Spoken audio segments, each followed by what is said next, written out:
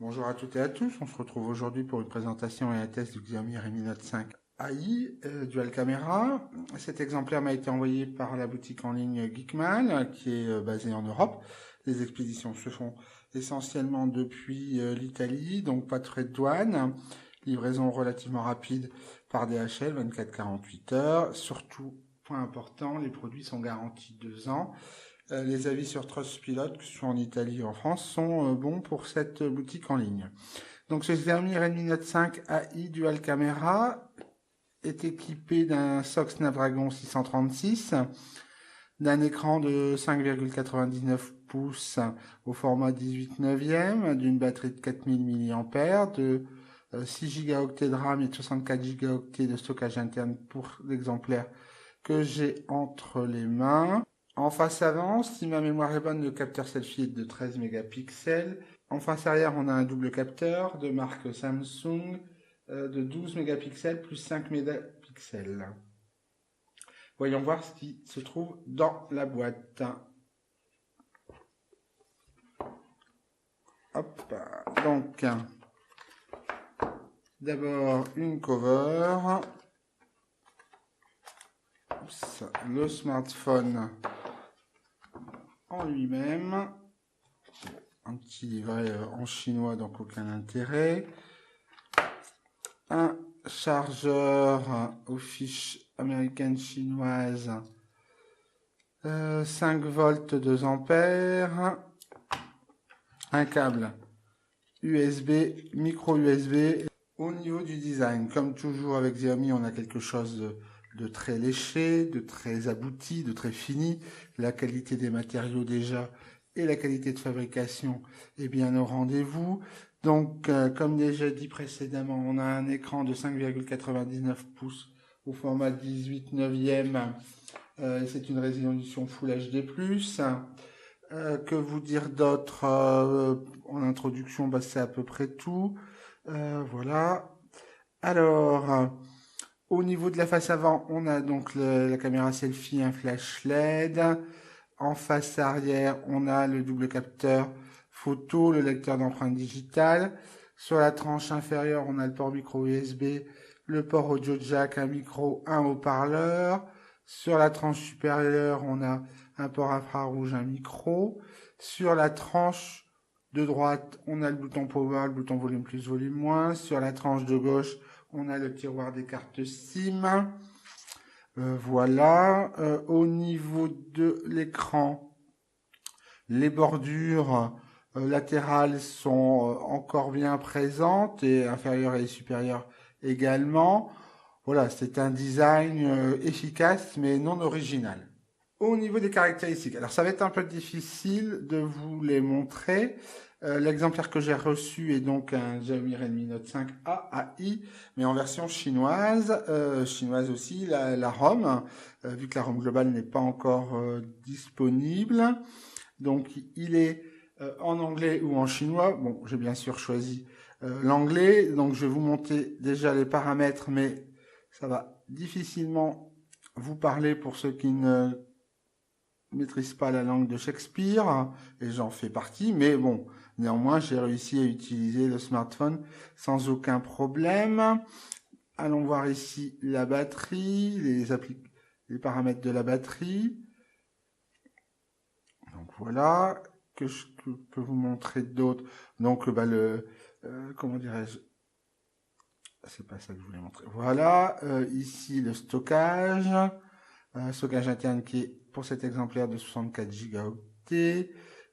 Dans les paramètres additionnels, vous avez tout un tas de choses, notamment, qu'est-ce que je pourrais vous montrer, les options développeurs qui peuvent être intéressantes, la gestion des boutons et des gestes.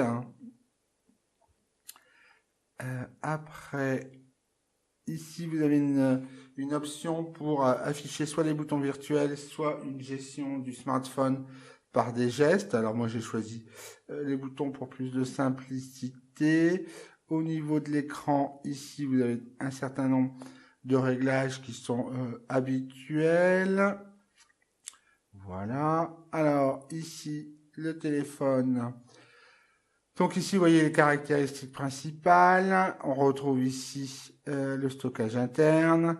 Ici, si on va dans toutes les spécifications, on retrouve toutes les informations. Ici, on retrouve le nom de la ROM qui est une ROM China 9.5.11.0. Il y a eu une mise à jour durant le test.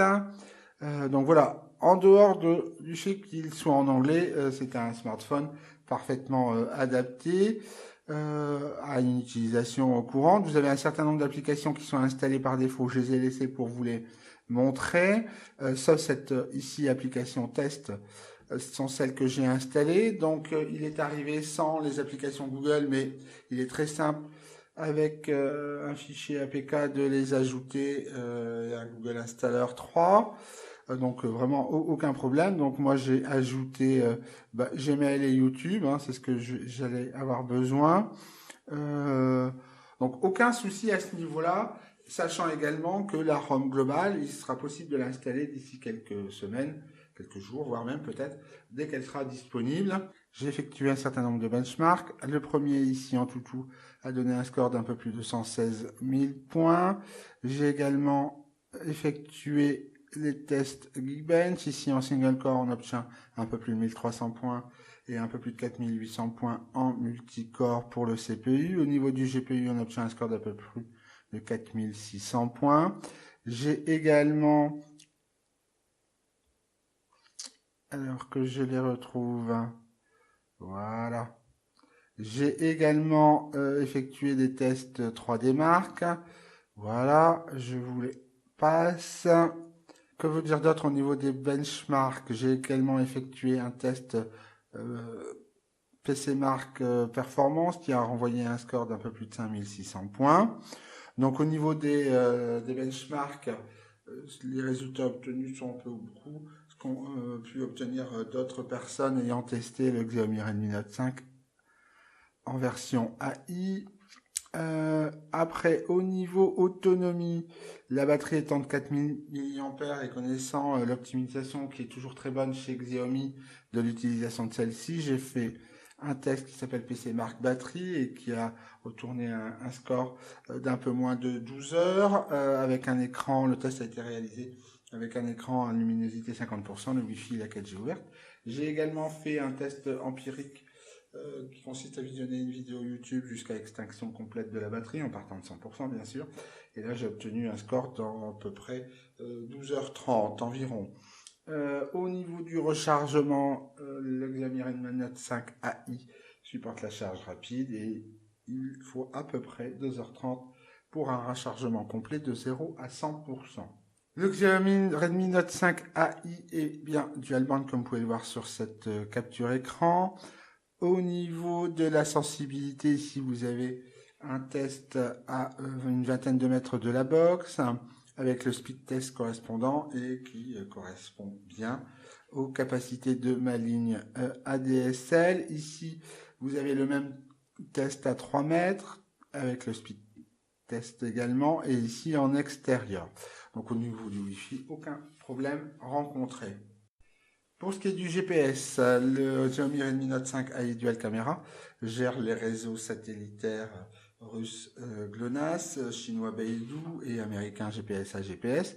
Ici un fixe en intérieur, il a fallu à peu près 5 secondes pour que celui-ci soit réalisé avec une précision relativement bonne. Ici, vous pouvez voir, ce sera plus visible ici, les réseaux satellitaires qui sont utilisés, hein, donc GPS, GLONASS et Beidou. Et on va retrouver la même chose ici à une fenêtre, où là le temps de fixe a été un peu plus court. Et on va également retrouver la même chose que je retrouve, voilà, ici en extérieur. Là, bizarrement, la précision a été un peu moins bonne, mais bon, rien de problématique à ce niveau-là. En ce qui concerne la 4G, le Xiaomi Redmi Note 5 AI que j'ai reçu n'est pas une version dite globale, c'est-à-dire qu'il ne gère pas la V20, la bande des 800 MHz, et pas la V28 non plus, mais très peu de Xiaomi le font, si ce n'est le très haut de gamme du Xiaomi Mi Mix 2 ou Mi Mix 2S. Ici, sur le réseau Bouygues, le Xiaomi s'est connecté sur la bande 7, ce qui est assez habituel au niveau de l'endroit où je me situe. Pour ce qui est du speed test, il a renvoyé des résultats peu ou prou habituels à ce que je peux constater chez moi. J'ai aussi fait un test sur le réseau Orange. Alors ici, il ne s'est pas connecté en 4G mais en 3G, donc en H+. Néanmoins, le speed test a renvoyé des résultats tout à fait honorables pour de la 3G et complètement gérable pour ce qui est de visionner une vidéo sur YouTube, de lire ses mails ou de naviguer sur Internet. Pas de souci parce que c'est en 3G à ce niveau-là. Ce Xiaomi Redmi Note 5 AI bénéficie de la reconnaissance faciale pour être déverrouillé. Alors ça fonctionne plutôt bien, c'est fiable et efficace, sauf dans des pièces sombres. Xiaomi n'utilisant pas la luminosité de l'écran pour permettre une meilleure reconnaissance, ni n'utilise pas non plus le flash de la caméra selfie. Néanmoins, si votre écran est réglé sur la luminosité maximale, le déverrouillage se fait même dans une pièce sombre.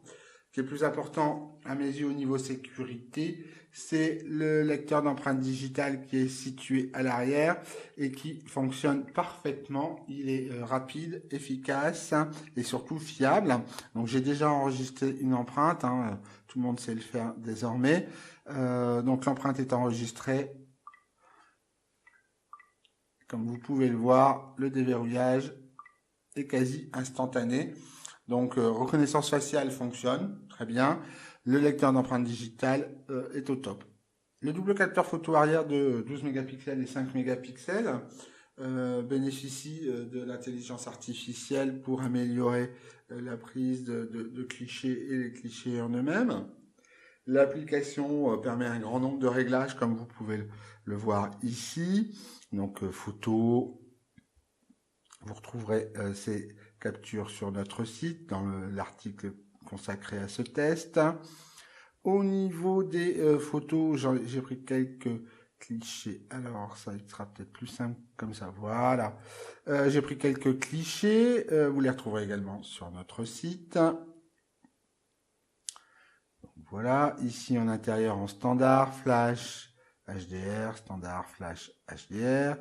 La même chose à chaque fois. Alors, avec le flash, assez bizarrement, ça donne des photos plutôt sombres. Encore quelques clichés pris en extérieur. Donc ici, zoom 1, zoom 3, zoom 6 et zoom 8. Donc à ce niveau-là, je trouve que les photos sont plutôt de qualité. L'argument de ce Xiaomi Redmi Note 5 AI sur la double caméra arrière et l'intelligence artificielle qui vient en appui est plutôt un argument justifié. Alors l'écran est plutôt de qualité, donc une résolution Full HD+, une très bonne luminosité, notamment en extérieur au soleil. Ici quelques clichés qui n'ont pas été pris par ce smartphone, mais juste pour se donner une idée de la qualité de cet écran, de sa fluidité et de sa rapidité, de regarder un peu les couleurs également. Donc voilà. C'est un des points forts de ce Xiaomi Redmi Note 5 AI. Donc voilà quelques clichés. Ce qu'on peut faire également, c'est visionner une vidéo libre de droit qui s'appelle Sintel. L'écran est avec une luminosité à 100%, le volume du son est à 80% et le micro est à une quinzaine de centimètres du haut-parleur.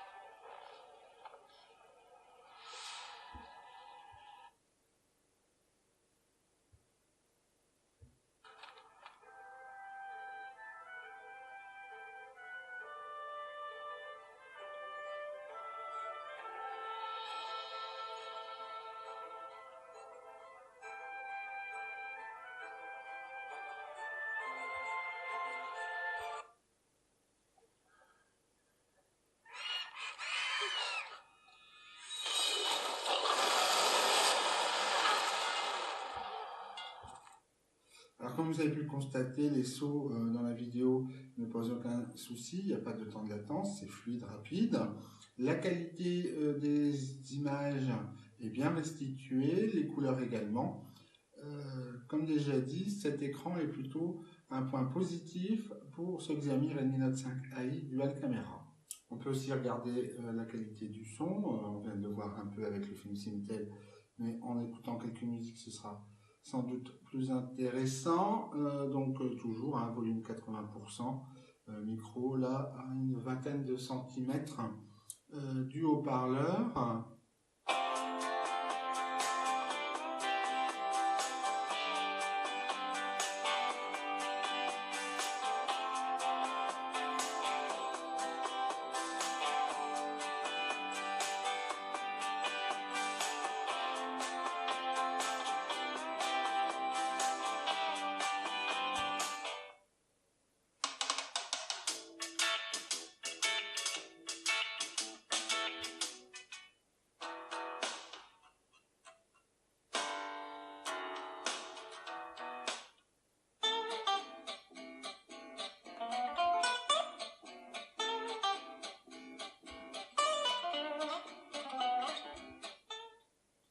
Donc, au niveau de la puissance, aucun souci, le haut-parleur est très puissant. Au niveau de la qualité du haut-parleur, du son, c'est plutôt bon. Un léger effet métallique, mais vraiment rien de bien méchant comparé à d'autres smartphones de marque chinoise dans cette même gamme de prix. En guise de conclusion, les points forts et les points faibles de ce Xiaomi Redmi Note 5i Dual Camera. Au niveau des points forts, l'autonomie, l'écran et le double capteur photo. Au niveau des points faibles, essentiellement le fait qu'il soit équipé que d'un port micro USB et pas d'un port USB type C, ce qui est un peu léger de la part de Xiaomi. Au final, c'est un smartphone avec un excellent rapport qualité-prix. Quand la version dite globale, c'est-à-dire avec gestion de la V20, sera disponible, sera un smartphone incontournable dans ce niveau de prix.